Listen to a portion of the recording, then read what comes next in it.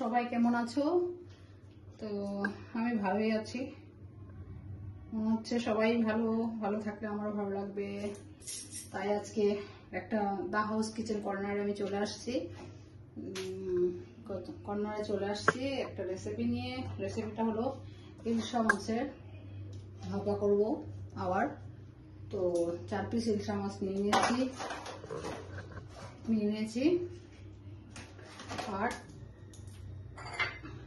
সাদা শস্য নিয়েছি, কালো শস্য নিয়েছি আর নারকেল নিয়েছি। তো আমি একসাথে পেস্ট করে নিয়েছি। তো নারকেল নিয়েছি আর কাঁচা লঙ্কা আর সরষের তেল দেবো, মিঠা তেল। আমি একসাথে পেস্ট করে নিয়েছি। তাহলে আমি এখন মাছগুলোকে একটু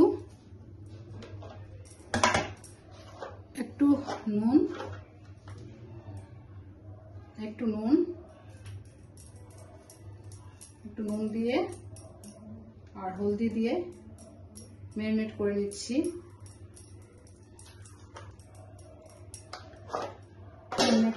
এভাবে নুন হলদি দিয়ে একটু ম্যারিনেট করে নিচ্ছি। ইলিশ মাছের ইলশা এভাবে ম্যারিনেট করে নিচ্ছি।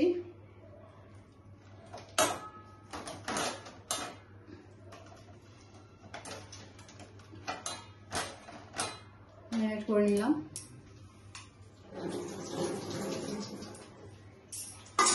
করে টিফিন বক্স নিয়েছি। টিফিন বক্সে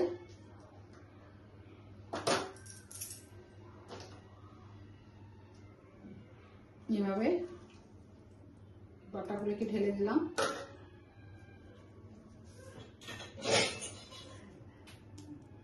শস্য, নারকেল আর কালো শস্য, সাদা শস্য আর নারকেল কাঁচা লঙ্কা দিয়ে পেস্ট করেছি। একটু নুন দিয়ে দিচ্ছি, নুনটা বুঝে দেবেন। আর মাছও দেওয়া হয়েছে নুন। আর একটু হলদির গুঁড়া দিচ্ছি আর সরষের তেল দিচ্ছি, মিঠা তেল। এভাবে মিঠা তেল দিচ্ছি, দিয়ে এভাবে ম্যারিনেট করে দিচ্ছি। এভাবে ম্যারিনেট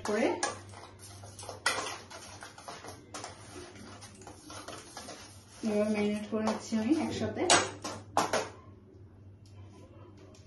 করে। এখন মাছের পিসগুলো এভাবে টিফিন বক্সে দিয়ে দিচ্ছি।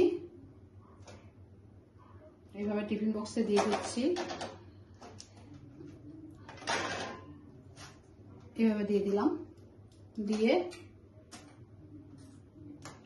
উপরে এইভাবে করে মিক্স করে দিচ্ছি শস্যগুলোকে, নারকেল শস্য পেস্টটা। তাহলে ভালো লাগবে। তাই আমার রেসিপিগুলো কেমন হচ্ছে অবশ্যই লাইক কমেন্ট করে জানাবে। এখানে এইভাবে দিয়ে দিলাম, একদম লেবেল করে দিয়েছি। শস্য, নারকেল পোস্ত, কালো তিল, সাদা তিল এসব দিয়ে দিলাম। দিয়ে আমি আবার উপরে একটু সরষের তেল দিয়ে দিচ্ছি। দিয়ে এভাবে কাঁচা লঙ্কা দিয়ে দিচ্ছি। দিয়ে বন্ধ করে দিচ্ছি। বন্ধ করে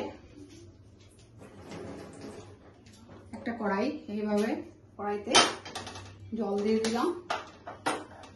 জল দিয়ে এইভাবে বসিয়ে দিচ্ছি।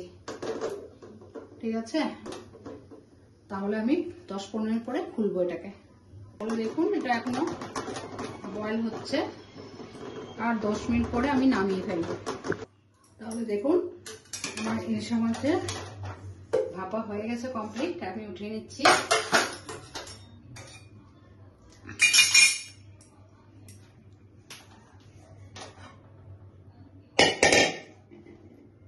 এভাবে দেখুন কি দুর্দান্ত একটা সুন্দর ইলিশা মাছের ভাপা এইভাবে হয়ে গেছে।